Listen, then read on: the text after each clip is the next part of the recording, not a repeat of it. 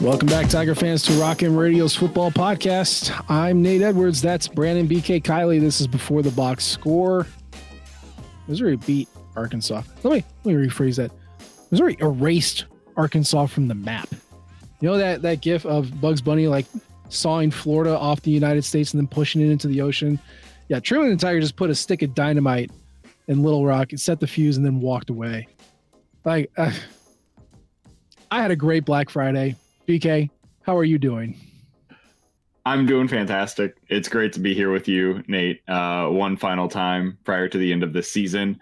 And man, I just enjoyed every second of the game. I really did. I took it all for what it was, and what it was just a complete beatdown of epic proportions, man. Like, we knew going in, this is a mismatch. Missouri is a better team. Arkansas has nothing to play for. Like, their head coach has already been given the nod of approval for 2024. There's nothing there. They can't play for a bowl. Their coach is staying. Like, it's all done.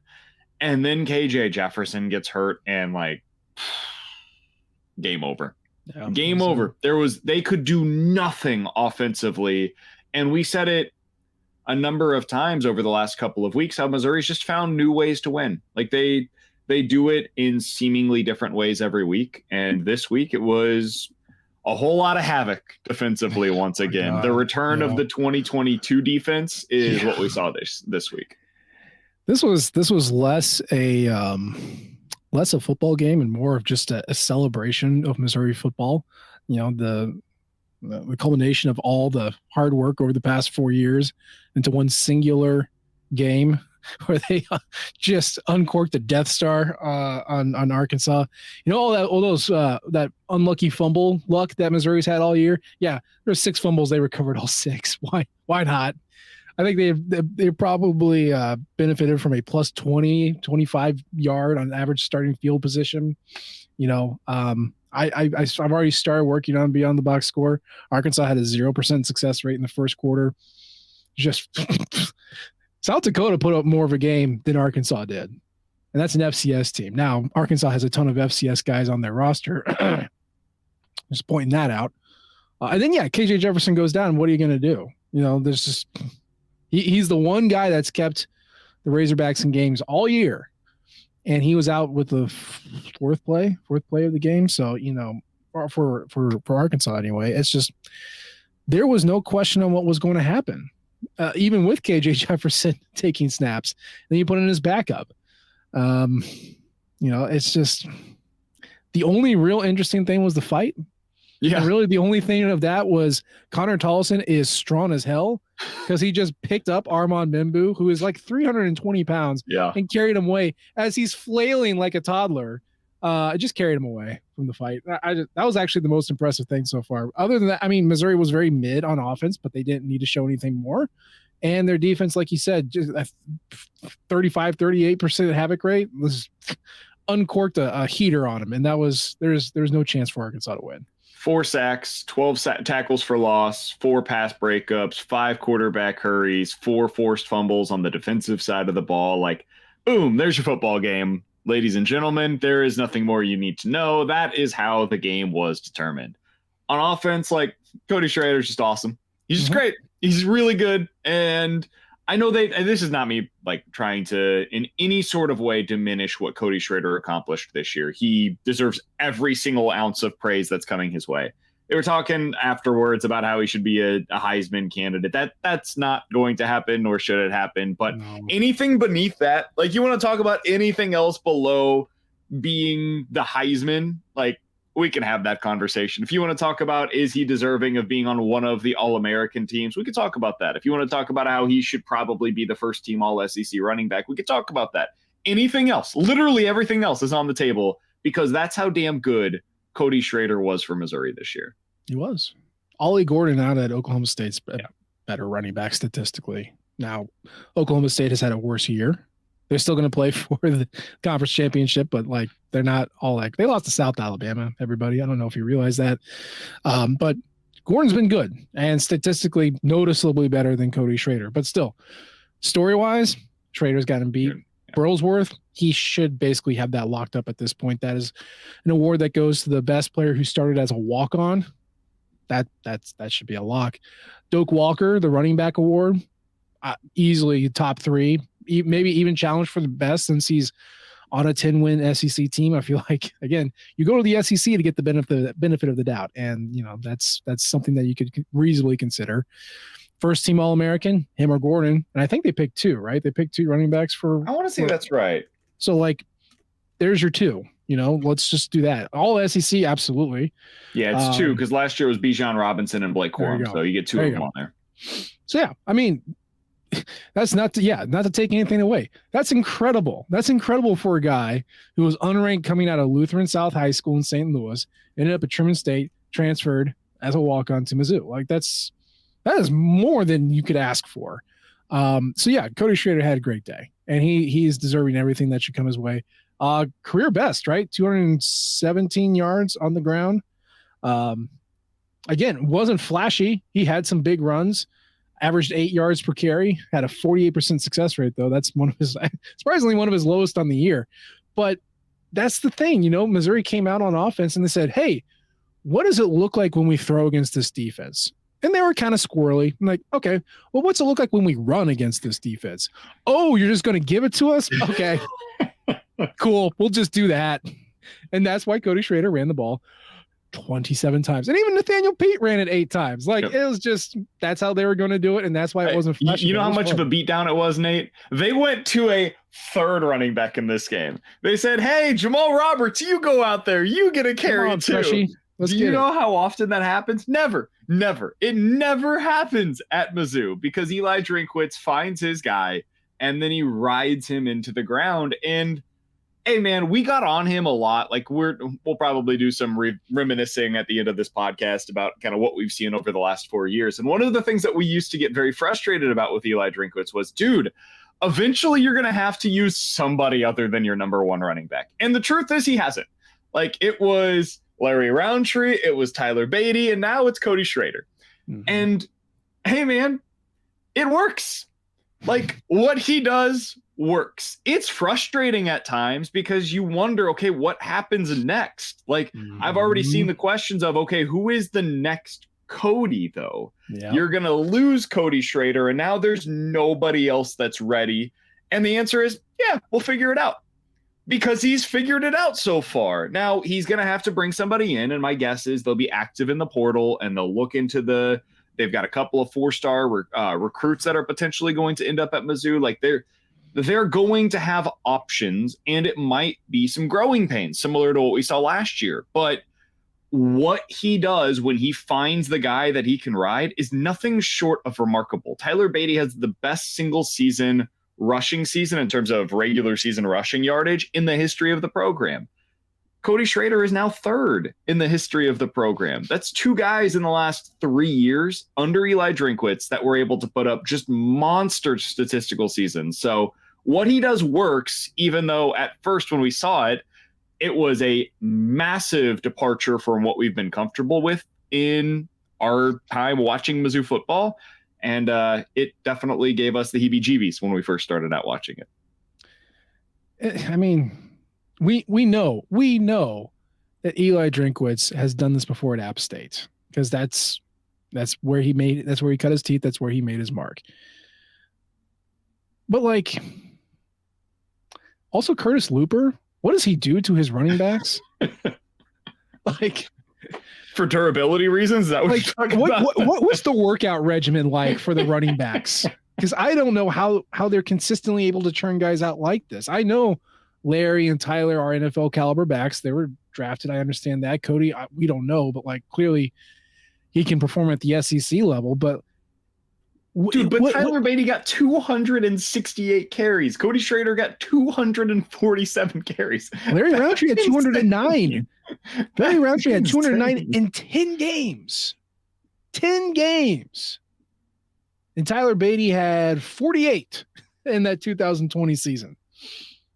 That's insanity. How many stairs do they have to run? They have to wake up in the middle of the night and eat a chicken breast and then go to bed. I don't know how you bulk up to take the hits and then also run 8 miles a day to like keep your endurance. I don't know how they do it. And I understand being 20 is part of that.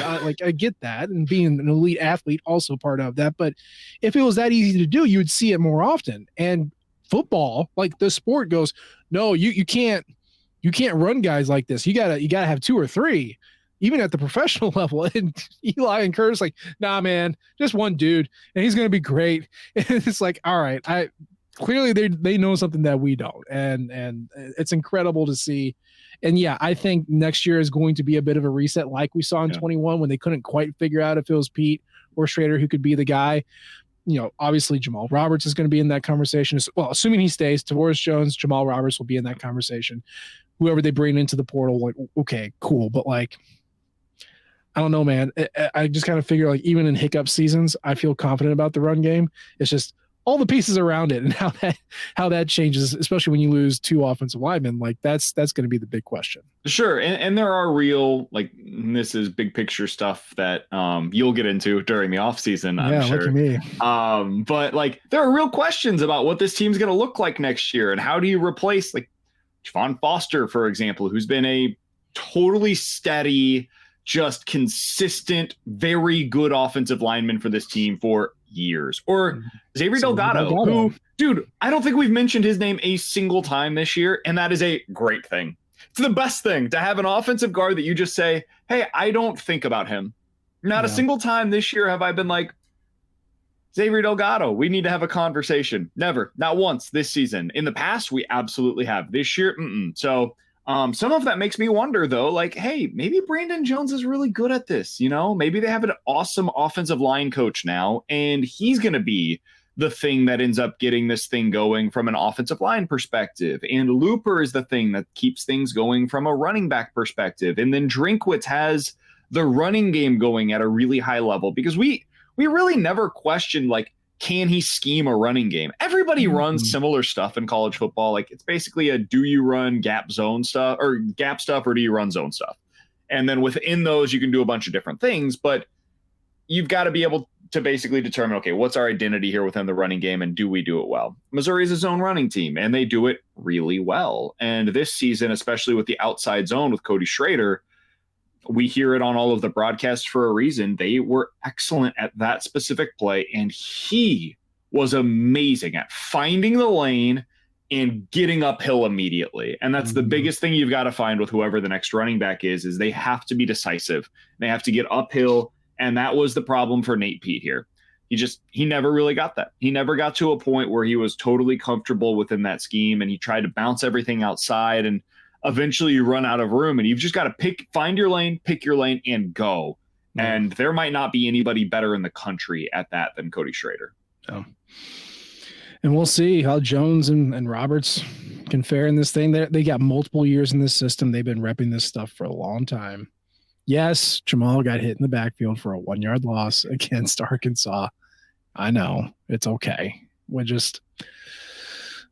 figure it out. But yeah, it can't just be find a running back in the portal and put him in there. It's got to be a guy who thrives in this sort of thing. So you got to be smart, you got to be determined, and you got to hit it fast. And for someone who's talented, straight line speed like Nathaniel Pete's got, he's got a one cut and go.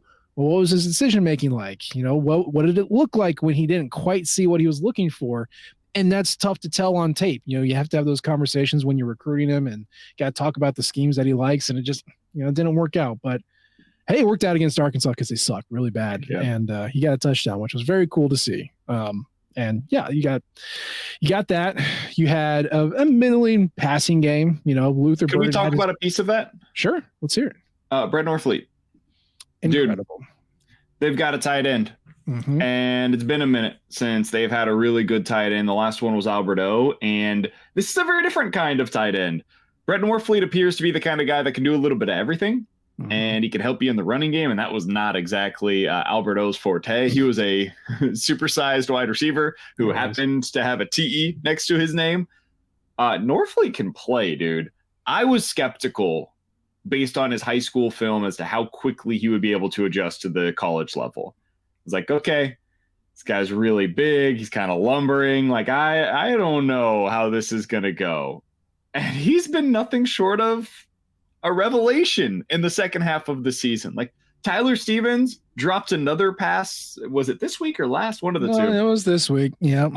Everything just kind of rolls together at this point. But dropped another pass this week, and they were like, "Okay, done. Just go Norfleet. You go do this for the rest of the game. Here's your diploma. Thank you. Goodbye." And he's just so much better, man. I have confidence when they throw him the football that he's going to catch it, and really, that's what I need. And then when he catches it, he goes and gets more yards afterwards. It's really a remarkable thing.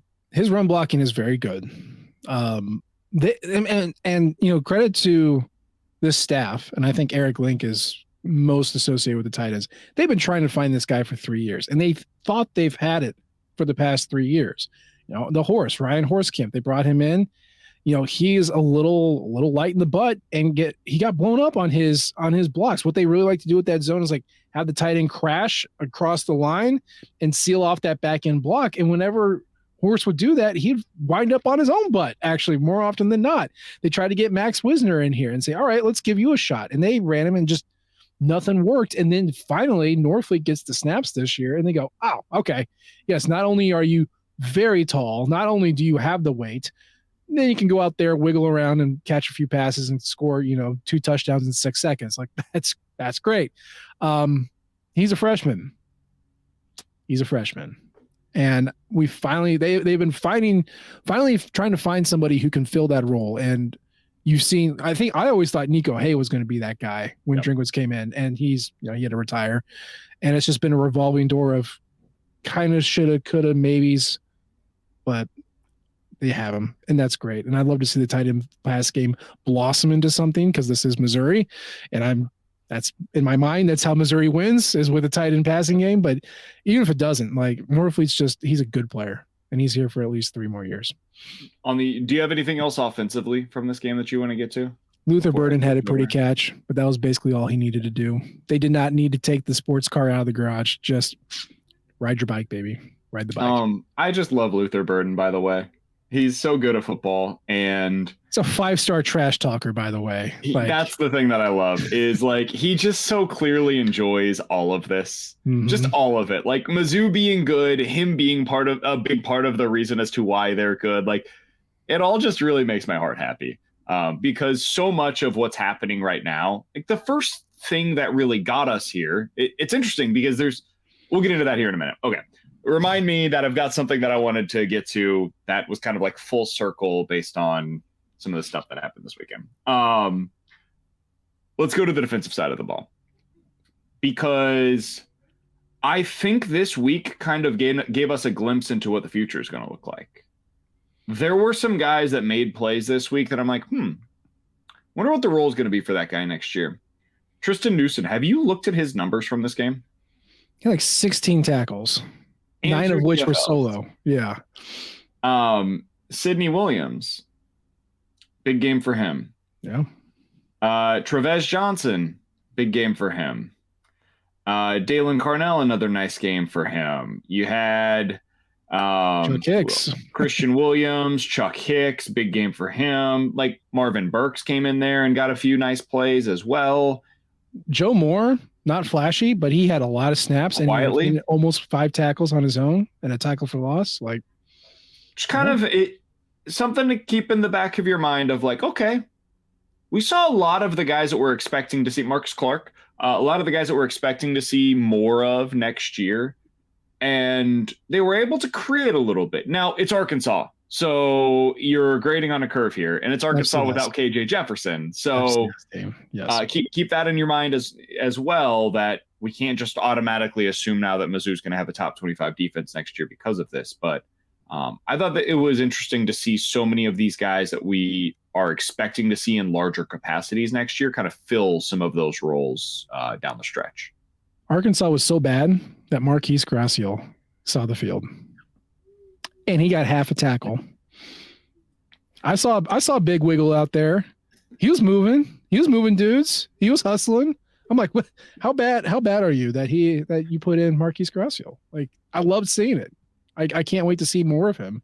but he's been that elusive, white deer that just it's not always at the corner of your eye, but you never quite see it. And it's like it's never the right time to unleash him. And he was galloping around. It was like what, 15 snaps, something like that. Like, hell yeah. About time to see that kid out there. Yeah, I'm excited to see what he can do. And they were just so deep this year at defensive tackle that it made sense. Like the guys that they were putting out there were good. So you're not going to go deeper into the rotation just to get this guy opportunities. We start not this staff. That's for damn sure. But I think you're going to see a lot of him next year. And my hope is that he's going to be ready for those opportunities. And we're going to be excited about what he's able to do there. But this was just a game defensively where it was like, hey, you get a sack and you get a TFL and you get a pass breakup and you get a quarterback hurry and you get a forced fumble. So like Arkansas was very giving in that regard. So there wasn't, I mean, honestly, there wasn't a ton from this game, and that's a good thing. Like, no, you talk about not wanting to learn anything, and you hate that from like Middle Tennessee or South Dakota. You love it against your conference foes. The absolute best. He just annihilated them. My God, I this you can always tell how bad you beat an opponent when their social media is talking about officiating and the fans rotating through the stadium to make their fans look bad. And that's loser talk. That is butt whipped talk. Like that's what you're talking about right now. We can agree they should have fired Sam Pittman, right? Like I would have reconsidered it after that game. In all seriousness, I would have fired him. I don't think this is going to get a lot better. Who do you get? I don't know. And I know that it's the easy thing to do where you say like it can't get worse, because it can. It always can. We know Morris. It can get worse. I don't know. I know he's a weirdo, but like Jamie Chadwell, maybe. Look, Jamie's looking for the first ticket out of Liberty, and that would make a lot of sense. Somebody's going to give it to him, man. Somebody's going to give it to him, and they should, because he's a really good football coach. And I know he's a weirdo, and nobody wants to hire him, and that's fine. But like, man, somebody ended up hiring Mike Leach, and it worked out pretty well for them in the SEC. And Mike Leach, like we've talked about him on this podcast and how much I love what he was as a football coach, but like, when you hire Mike Leach, there's other stuff that comes along with that in terms of the baggage of the things that he's going to say, the things that he's going to do. It is not just we hired a really good football coach. Chadwell is going to carry some of that with him, but he's a really good coach. And at Arkansas, at some point, dude, you got to have some real tangible results. And this feels very Ed Orgeron to me in terms of what Sam Pittman's success was.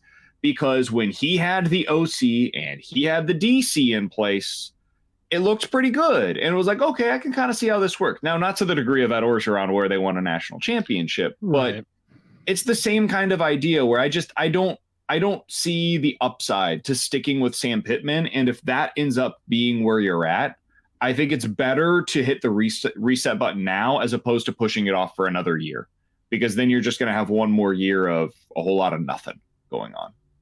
So, that's my perspective on it. And a lot of this is inside talk, because like we don't know the state of the program. We don't know what the AD is talking about. I can't even tell you what their recruiting class looks like, let alone what their portal stuff's going to be. Like if they believe they have a core of guys, and like let's be frank, Andrew Armstrong, really good receiver. That Isaiah Augusta guy, very good. He was much better than Mizzou's backups. I mean, and I know that sounds like snarky and facetious, but like once he got in there, like he was the third stringer as a freshman. And once Mizzou's backups got in, which by the way, they're going to be the starters next year, he tore them up. Yep. And that was a terrible offensive line that Arkansas had, and he did pretty well. So they've got some young skill position guys. Can't tell you much about the quarterback. Can't tell you how you're going to fix an offensive line. You can't build an offensive line through the portal. You got to develop. Kind of problematic when your coach is the offensive line guy, right? Look at, that's not great. Not good. Okay. But like they must think that he either has the reinforcements or like the backups in place to do well, or number two, the money says we like him, or number three, they're like, well, let's see what it looks like when we're not playing the entire West, and then kind of gauge you off of that, because that is a huge handicap to play LSU A&M, Alabama, Auburn, like every single year and have no let up. So maybe they just like, let's see what it looks like in the new environment. These are all very reasonable takes, and I understand that this is not a reasonable business, but one of those has to be the case. Otherwise, he would have been fired on the spot after the conclusion of the game. And part of it, you mentioned the word money, and part of it might just be like, hey, we don't want to pay $16 million to make him go away. We don't want to do that right now. Now, Arkansas has a ton of money. That is not typically an issue for that university, but maybe they're just like, hey, it's not bad enough yet for us to get to the place where we're there, No. So, I mean, he had to dig him out of a hole, a huge hole that only occurred in 1.5 years. Yeah. So they have been snake bitten before by yanking, Brett Bielema out and replacing him with young up and coming OC, and it hurt them. But I mean, again, you can't look at this reasonably. I understand that. But at the conclusion of Friday's game, Sam Pittman is 23-25, but he's 11-23 in SEC. Okay. Like, I understand a 4-win season doesn't look good, but also, you got him through COVID. You had 2 really good years with your coordinators, like you said. It's very much like Barry Odom, actually. Barry made a great OC hire with Heupel, lost him, and then replaced him with a terrible OC. And so that's a huge part of it, dude. It's a huge part of it. I don't know who they're going to go. I know they said on the broadcast Kenny Guyton was going to get a look, and okay, if you say so. Yeah, I would actually take Barry Odom's current OC, Brendan Marion, out in UNLV. He runs a very up-tempo, friendly offense for the type of skill position talent that Arkansas gets. They were running some of his stuff in this game. They literally just flat out stole some of the stuff that he was doing and just implemented it into their system. Just get the guy. Just bring him over. Like, I don't know what they're going to do. But Arkansas was bad. Arkansas talk for you guys today of it was so bad for them on Saturday that if I was the AD, I would have reconsidered the opportunity to fire him. Well, that's how bad it was. Did not have the clearance to do so, or they didn't think it was that bad. Yeah. And I don't know which one it's going to fall in, but that's what happens when you lose 48-14 to your rival. But then, man, I mean, Eli Drinkwitz did it, man. 10 wins in the regular season. How about it? I whenever he was hired, I felt okay about it. I was willing to hear him out, and I could get on board with his vision for the most part, especially with the impressive recruiting and whether they see the field or not. The fact that he was able to lift Missouri's recruiting profile stood out to me. And then maybe the product wasn't good, but he's made the right hires. He'll probably have to make a few more this offseason, but he's shown that he's figured that out. He gave up the OC responsibilities, which is great. He's now the pitch man, the salesman, the CEO. He's done a great job of promoting his own guys. You can put him in front of the media, and sometimes he'll stick his foot in his mouth, but other times it's just, he's pretty good with that.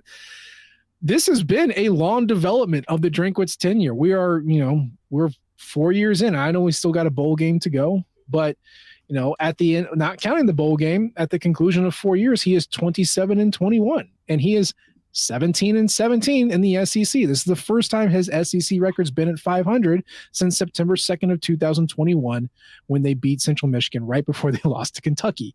Like, he went into a hole and he got him back out. And now they are 6 games over 500 for his career. Stack a couple of these seasons like this, 8, 9, 10 wins. That's how you get into Gary Pinkel territory. I'm not saying this thing is built and done, and I'm also not saying it's not, this is as good as it's going to get, but this was the culmination. We at Rockham always circled 23 as this is the year it's going to happen. BK, it happened, and it was wonderful. It did. And like you mentioned earlier, talking about tight ends, like when Mizzou is going well, you just assume that they're going to have a good tight end, because when they've been good in the past, that's what they do, right? We talked about this previously, where I just always assume, like, hey, if you're a fan of a program, you probably are thinking about how they're going to build long term, and you're thinking about what they've done previously, because of course that's what your history is, that's what you know.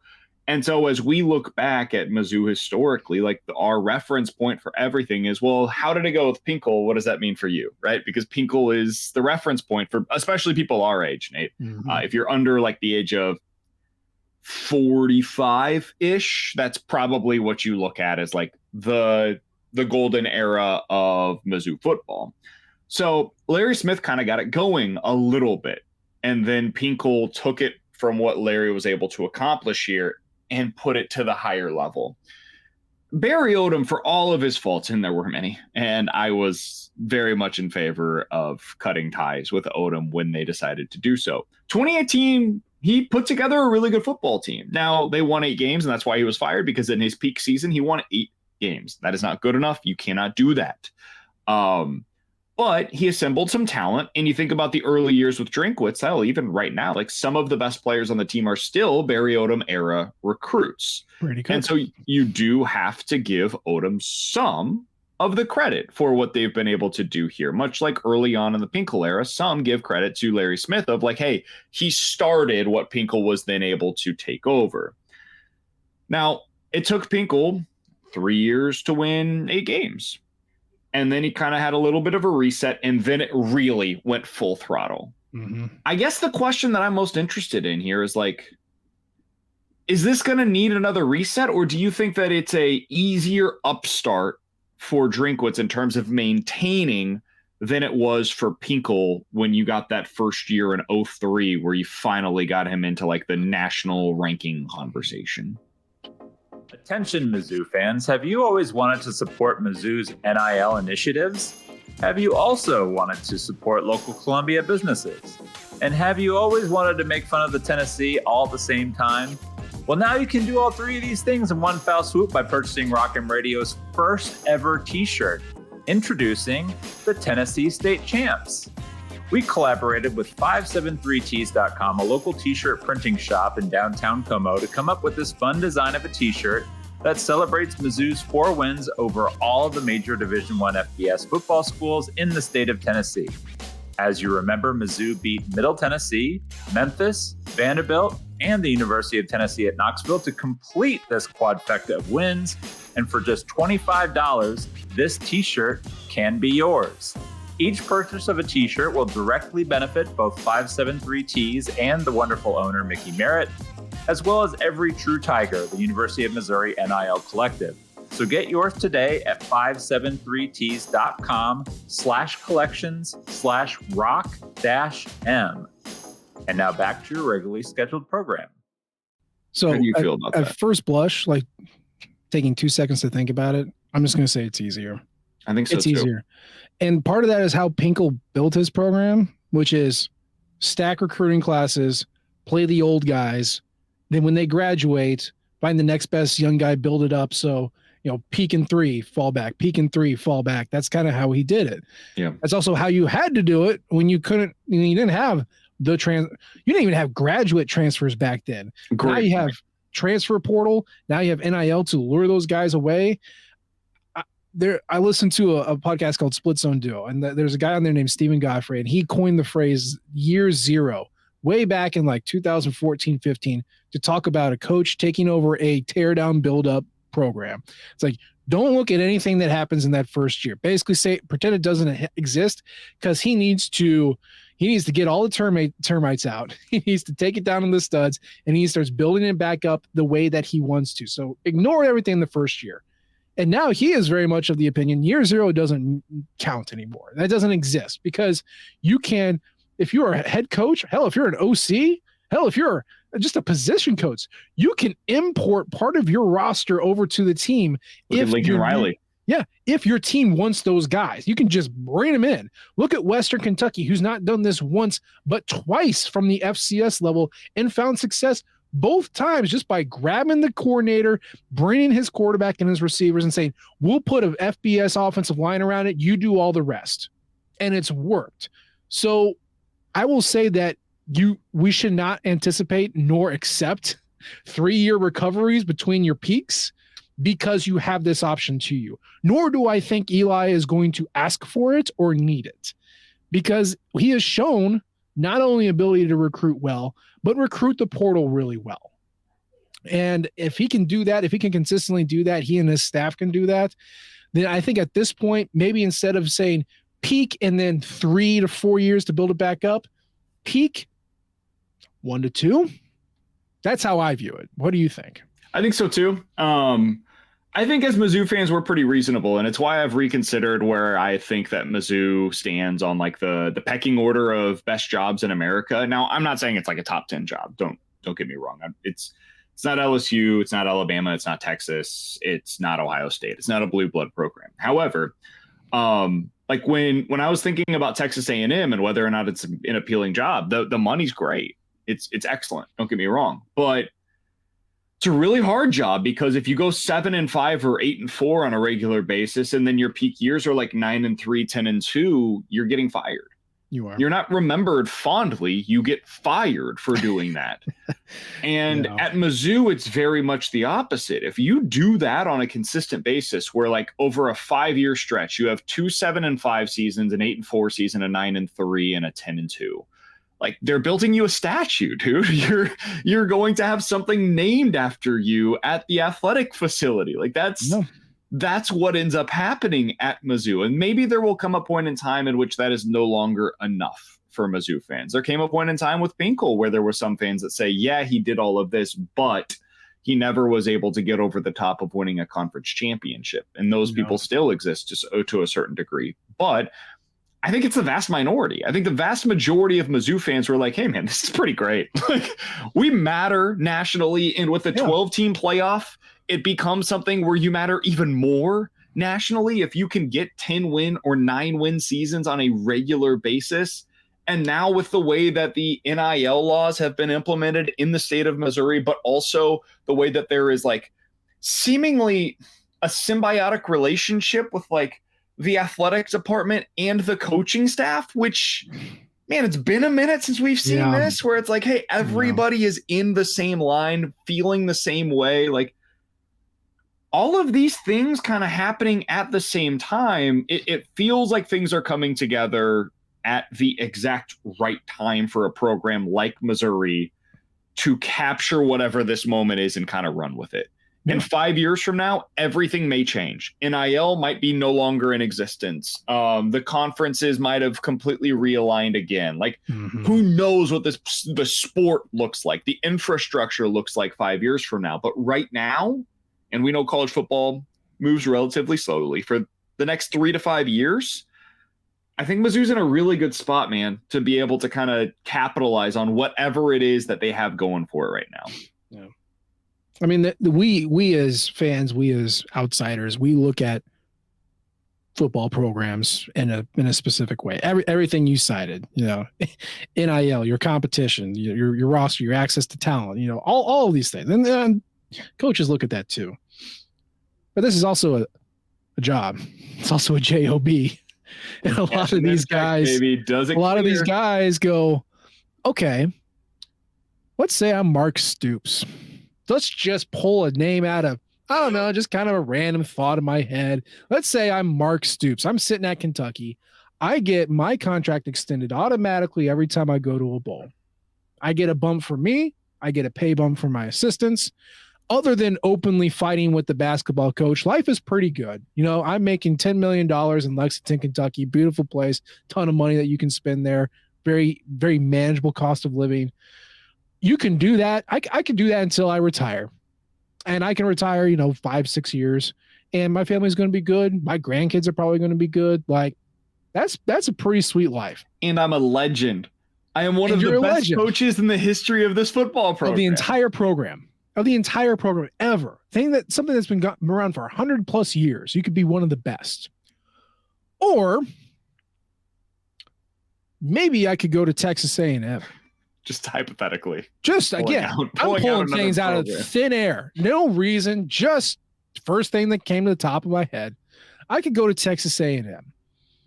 And I'll have to tell my wife and kids, we're going to be here for 3 years, maybe 4. And then dad's going to get fired. But we are going to make generational altering money to not work here anymore. My great grandkids are going to be set for life because dad's going to get $28 million to not work anymore. And I'm going to get that when I'm 59. It's a job, baby. Like sometimes you're like, sure, why not? Like these guys, they here's were the difference, GAs. Here's the thing, though. I think the difference is right now, at least, and I don't know, like every coach is a little different with the way that they view this stuff, but I think Missouri right now is in a spot, at least it appears, where they could kind of throw their weight around as well. Like Eli Drinkwitz is making good money, man. Maybe it's not the same as what he would make if he's not getting the job at Texas A&M. I think Eli is actually legitimately happy for like the first time since he's been at Missouri. I think he feels good about where this program's at right now and what he can potentially accomplish here. But like he's probably going to get a contract extension this offseason, and it's going to be for the most amount of money that any coach at Mizzou has ever had, and it's not going to be close. And he's going to be competitive, I would imagine, with a lot of the other SEC coaches or just nationally some of the top paid coaches in the country. You can do that here now. And so that's another part of this. And Nate, like to your point on how coaches view this stuff differently, coaches also view it differently in this point. They think they're going to be the one. Oh, every time. I can fix them. You know the old meme of like, hey, it didn't work out for them, but it might work out for us. Yep. That's coaches. Coaches are like, yeah, maybe Jimbo got fired, but like he got fat and happy. He didn't want to recruit anymore. Like I could go down there and I'll make Texas A&M work. Yeah. I think Eli Drinkwitz might be the type of guy who, especially now that he's seen it and what it can look like if you get it to 10 wins, like he might be the type of guy that's like, nobody else has done it here. I might be able to win here in like a meaningful way. Like I might be able to go now to a 12-team playoff and like do something that nobody has done. So that's the kind of thing that you do think about, and you're like, maybe there is a little more to the meat on the bone than what we previously thought. So that's kind of where I'm at on what this job is, what this year meant for all of these conversations, and what, the future outlook of the 12-team playoff also really helps a program like Mizzou. Yeah. I mean, I think to your point, and I know we talked about this 2 shows ago, but for the coaches who like job stability and building a program, as they say in the South, Mizzou's up there. I'm not saying it's the top, but it's way up there. Good job. And it's because they're in the SEC.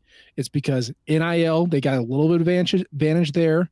When you have talent in your state that you want, and you can actually incentivize them to come sign early and take advantage of that. And then on top of that, I mean, just, the conference, the NIL, like the 12-team playoff is going to make so many stupid contracts happen.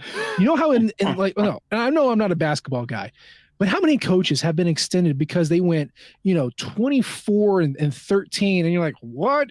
But he got him in the tournament, and maybe they even won a game. Like, well, we got to hold on to that.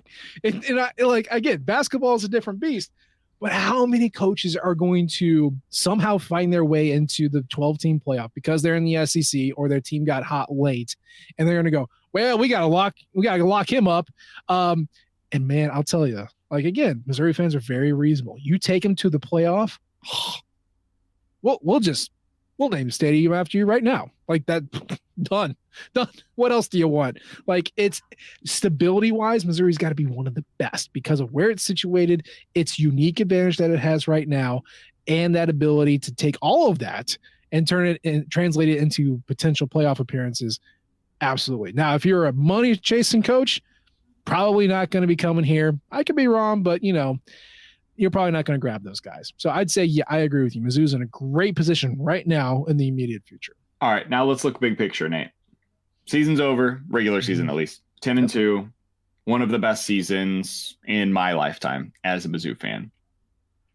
And the conversation is now very real and very fair of, okay, where does this team rank among the best that we've seen? Like if we go back to, basically 2007 to now, because that's really what we're talking about here. I mean, you can push it back further. We can go back to 2000, but we're just really talking about 2007 to now still. Yeah. If you go by SP Plus and where Mizzou ranked in those individual seasons, Missouri was 12th nationally overall in SP Plus in 2007. They were 7th nationally in 2008, surprisingly enough. 2010, they were 18th. 2013, they were 22nd. Yep. 2014, they were 16th overall. Yep. I'm always surprised that 2014 was better technically than 2013 was. 2018 was 20th, which also was better than 2013. Yep. And this year they were 12th right now in SP Plus rankings. Now that could change. Those are all end of season rankings. These are now prior to the conference championships plus the bowl games, which will have an effect on the SP Plus rankings. However, when you think about this, Nate, where would you rank this team among all of those that we just discussed? Where does it slot in? So I got two answers: emotionally and analytically.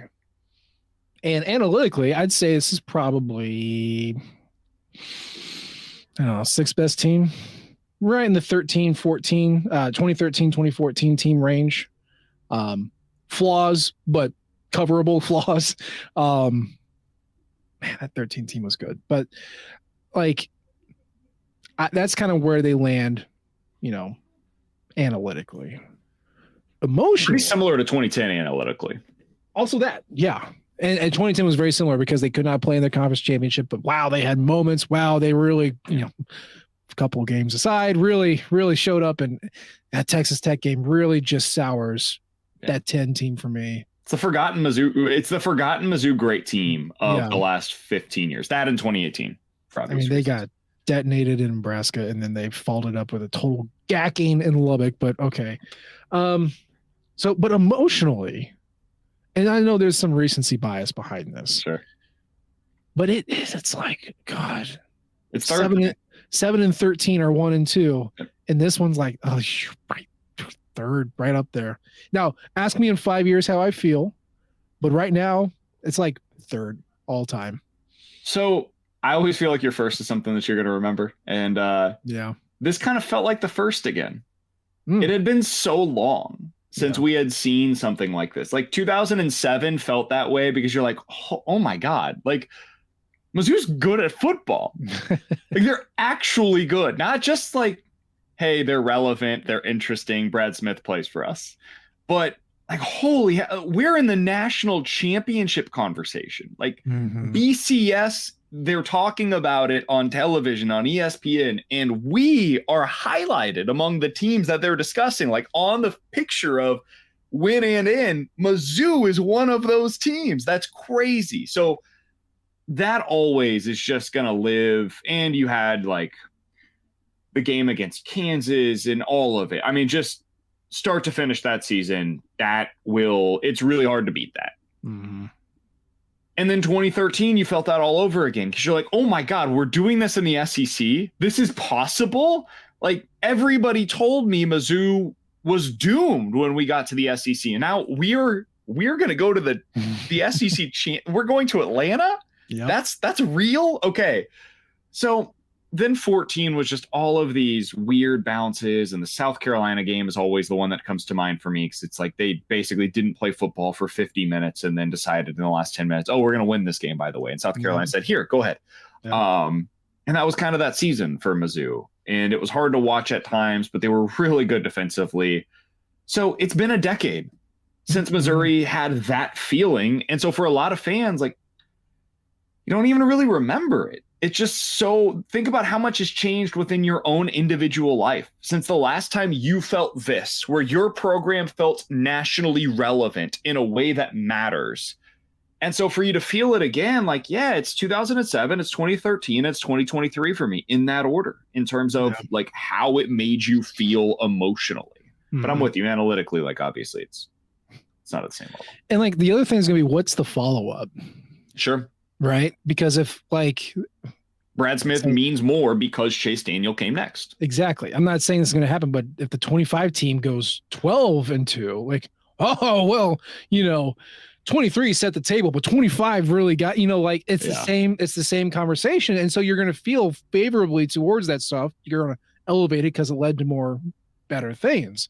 If this is the peak, then obviously you're going to go, oh, that was so close. And what could have been, and it was great, but it just couldn't follow it up. Like a lot of what happens afterwards really colors how you feel emotionally about this, which is why I tend to skew analytically, but it's more fun, obviously, to be more emotional about it. But yeah, I don't know, man.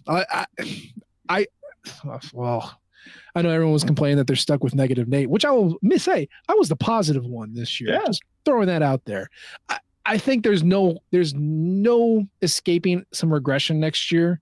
Sure. But look at the 1-score games. Like, yeah, just look no further. And it's a different team, so like it doesn't apply like it does in the NFL, where you've got so many guys that return. It's different, but I mean, it's not that they were lucky in 1-score games. They were very fortunate to be able to win those games the way that they did, and that's why the moments felt the way they did. Like, yes. As a fan, you got the kick against K-State, and that mattered because it's like, oh my God, this is impossible. Like, you're not supposed to be able to win games this way. The way that you won that game against Florida, you don't win games that way. You got moments out of this year. And it mattered because of the kick at K-State. 100%. Like, all of it builds. Every win that you get over the course of the season, we felt this in 2013. We felt it in 14. You felt it in 07. Like, every win that you get makes the next one matter that much more. Yeah. And when you get the losses early on, when they pile up, it makes the next one hurt that much less.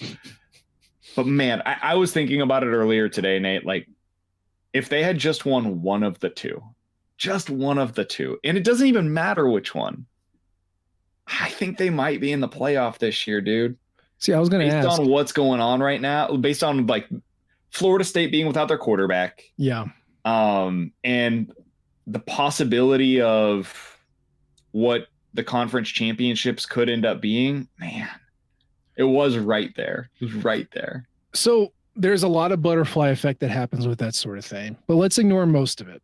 Sure. Part of me was like, once Georgia won their last conference game, I was like, okay, that makes me feel a little bit better that Mizzou lost to LSU and Georgia, because that means the one loss wasn't going to matter at all. Whether you beat Georgia or you beat LSU, it wasn't going to matter in the end. It was just Georgia was going to win all the other games. Yeah. And you're talking about for the SEC championship? Yeah, for the SEC championship. Yeah. Now, for the playoff, that's different. Because now if you beat LSU is a 5-loss team. And that puts that win lesser, and that shakes up the 4. Yeah. Okay. Maybe a 4. So, that messes up a little bit, but like if you beat Georgia, I mean, that's always going to matter. That's always going to count for something. See, I would go the opposite. Really? If your one loss on the season is on the road in the closest game that anybody's played so far this year against number 2 Georgia, number 1 Georgia, probably. Right. I mean, that's the best loss for anybody in the country this year. And so if you go into the college football playoff and we're talking about resumes, like Mizzou beat Kansas State, they beat LSU, they beat Kentucky, they had the closest loss of anybody against Georgia, they beat Tennessee. Like, they've got a pretty damn good resume at that point in time. And now you've got Florida State without its starting quarterback, and they're going up in the ACC championship game against a Louisville team that just lost to the team that you beat in Kentucky. I don't know that Florida State, even with a undefeated record, like, if that game's close next week, and especially if they lose, I don't think they're getting into the college football playoff in that scenario that we're talking about here. Yeah. Like, Michigan's almost certainly in. Georgia, let's assume that they win in the SEC championship game. They're in. Texas with a win would probably be in. Mm-hmm. And then it comes down to like what happens in the Pac-12, but like, would Mizzou or Texas get in this scenario? Texas would, right? I mean, Texas is your test case for this kind of scenario, and I don't know if they will. I really don't. They're not playing their Texas winning. Yeah, Texas is playing against Oklahoma State. Yeah, that's right. The most interesting college football playoff scenario is Texas winning and Bama beating Georgia. Yeah, and I genuinely don't know what they do in that scenario. Florida State shouldn't make the college football playoff. My firm stance right now is that they should be eliminated from contention because they're not good enough, even if they win next weekend. And see that is the problem with the playoff committee, right? Because these are the conversations that they're having all the time. Like, what is the value of an undefeated season versus the value of your Heisman finalist quarterback no longer playing the game? Yep. I don't want to make that decision. I don't want to be that guy. I can tell you my thought. I do think that the season should count for something. Sure, it counts for a lot. But at the same time, one of the main reasons why that season happened is now sitting on the bench. Like Not on the bench. He's up as high as he could possibly get in the press box because he is so immobilized right now that he can't even be on the bench. Like, it's not even. It'd be one thing if there was like, hey, it's a really bad hamstring pull. Yeah, there's like a 5 or 10% chance that he could make it back for the college football playoff, though. And it's like, okay, like I can kind of see how you could talk yourself into it. This is a scenario where he's done.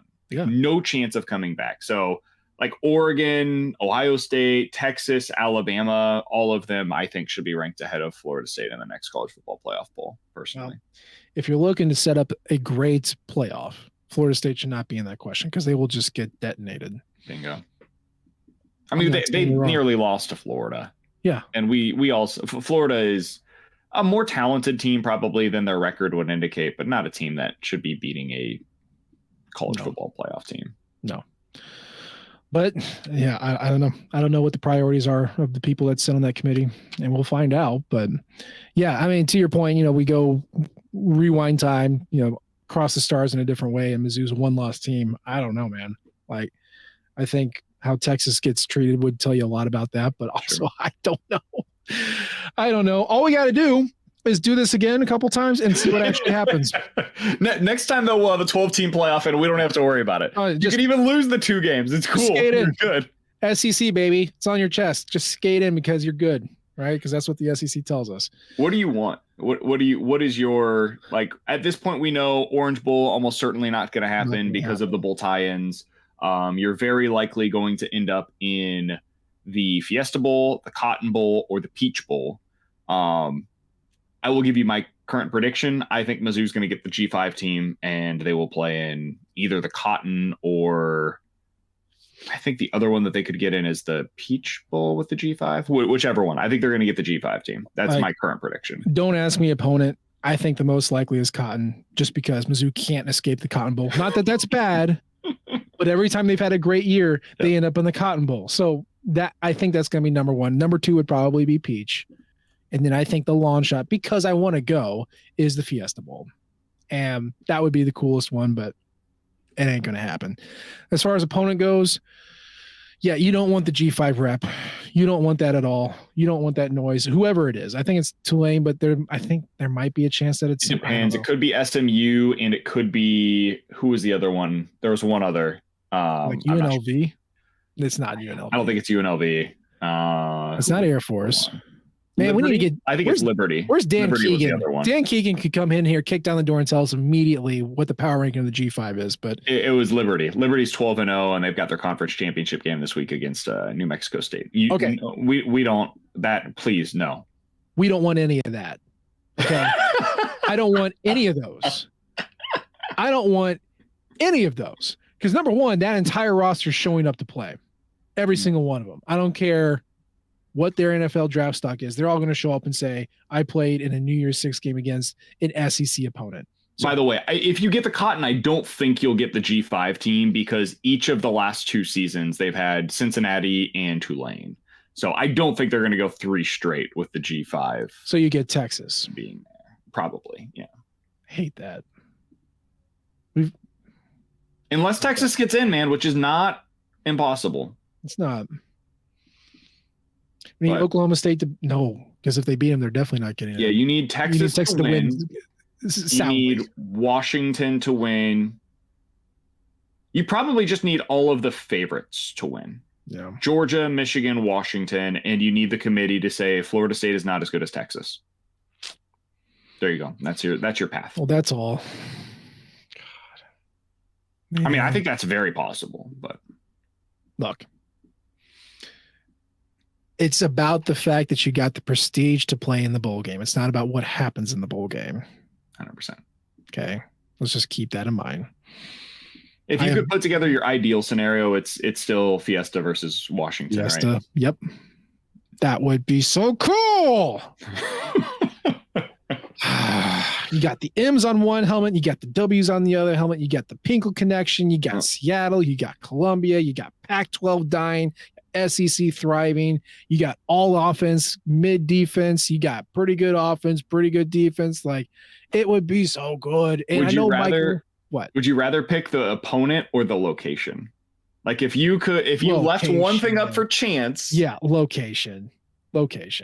You care more about playing in the Fiesta than you do the opponent that you play when you get there. I do. Yeah. Because again, interesting. It's just a exhibition game that you win. It's great. You get the shirt. If you lose, you go, I care more about the opponent. That's so of course you do, because you want to play real games in September like a nut job.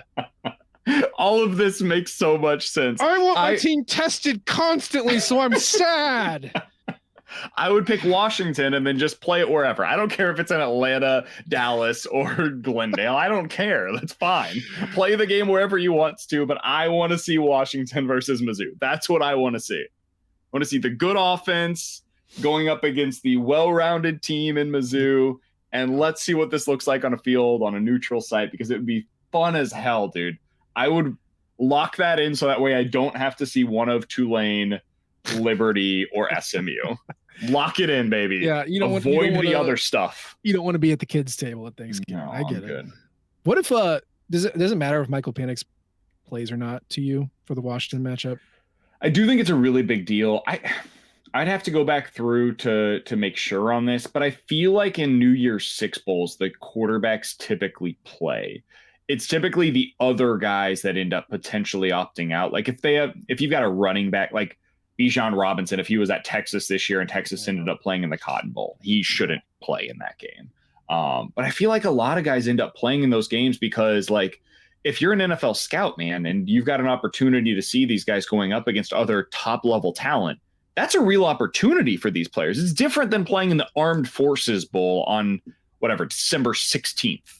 Where you're going up against a guy that's like going to be deployed in 6 weeks, that's much different than going up against, like, if you're an offensive tackle for Washington, having tape that you're going up against Darius Robinson, or being a wide receiver for Michigan and being able to go up against Chris Abrams-Strain and Ennis Rakestraw for the entire game. Like, it's a really different scenario than what you're talking about for most of these other bowls. So I think you'll see more guys play, not all of them, but more of them in a New Year's Six situation. Yeah. I feel like the guaranteed first rounders are going to go, but probably. I don't think Penix is that, by the way. I'm not sure he is that. No, I think he's great. I think he deserves first round draft pick. I think somebody out there will probably throw a ton of money at him, but yeah, I think there's questions about his health. And I think there's, just, a system quarterback, whatever term. He's got a couple of receivers though, that might end up being there. Yeah. Well, we'll see. December 3rd. Is that when it comes out?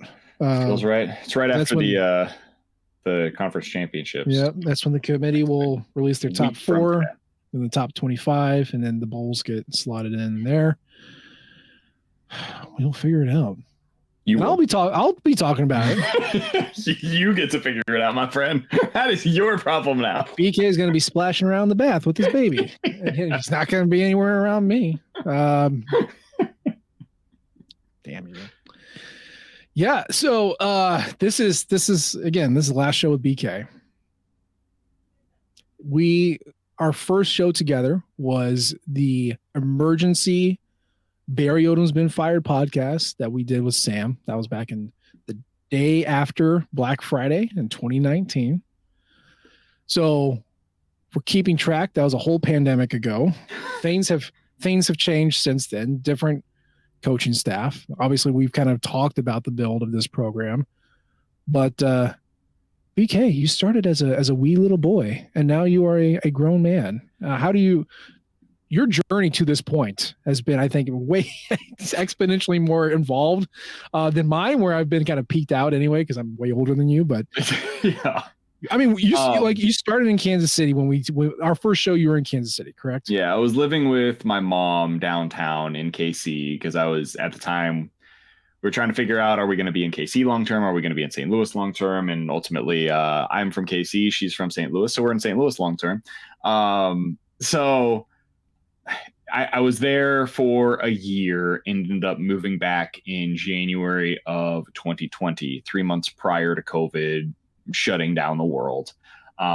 So over the course of the last almost 4 years now, basically, I have moved back to St. Louis. I have bought a house. We got married. We had a kid, got a new job, got promoted within that job. And then, we've had a 4-month-old baby now, almost 5 months old here, within the next week. So, yeah, man, stuff's wild around here. Life has gotten a little more. There are a few more obligations than what I once had, and therefore, it requires time.